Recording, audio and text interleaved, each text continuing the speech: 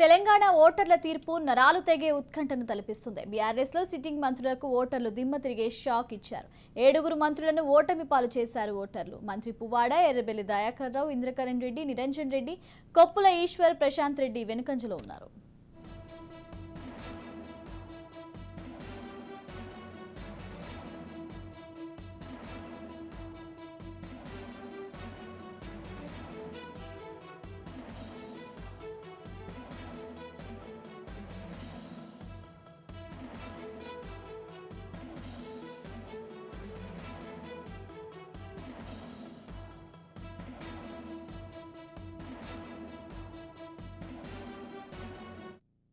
ఊహించని రీతిలో వెలువడ్డాయి. గెలుస్తారనుకున్న కీలక నేతలు ఓడిపోతుండగా ఎవరూ ఊహించని అభ్యర్థులు విజయం సాధించారు.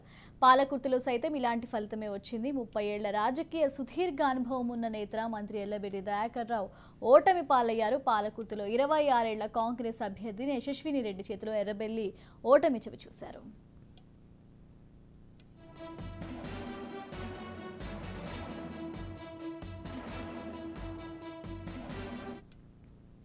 నిర్మల్లో మంత్రి ఇంద్రకరణ్ రెడ్డి ఓటమి పాలయ్యారు. ఖమ్మంలో మంత్రి పువ్వాడ అజయ్ కుమార్, ధర్మపురిలో మంత్రి కొప్పుల ఈశ్వర్, మహబూబ్ నగర్లో మంత్రి శ్రీనివాస్ గౌడ్, వనపర్తిలో మంత్రి నిరంజన్ రెడ్డి, పాలకుర్తిలో మంత్రి ఎర్రబెల్లి దయాకర్ రావు ఓటమి పాలయ్యారు.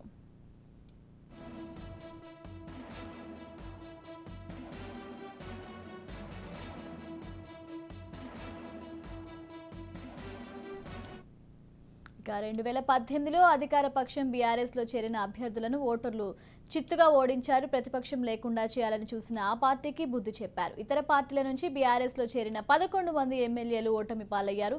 నాడు కాంగ్రెస్ని వీడిన వనమ వెంకటేశ్వరరావు, రేగా కాంతారావు, హరిప్రియా నాయక్, చిరుమర్తి లింగయ్య, గండ్ర వెంకటరమణారెడ్డి, ఉపేందర్, సురేందర్, హర్షవర్ధన్ రెడ్డి, పైలట్ రోహిత్ రెడ్డి పరాజయం పొందారు. వీరితో పాటు టీడీపీ నుంచి బీఆర్ఎస్లోకి జంప్ చేసిన సండ్ర వెంకటవీరయ్య, మొచ్చ నాగేశ్వరరావులు సైతం ఓటమి తప్పలేదు.